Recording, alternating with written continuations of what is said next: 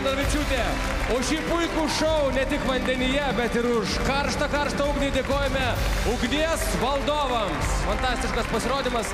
Daniela yra 2013 metų Lietuvos čempionė, Europos jaunių čempionatų 2013 ir 2014 metų dalyvė, Lietuvos šuolių į vandenį rinktinės narė. Jauna, perspektyvi ir talentinga. Sugrįžkit pas mus, išgirskime teisėjų verdiktą. Svarbiausios gyvenimo ir dalis yra pasaulio ugnis, oras.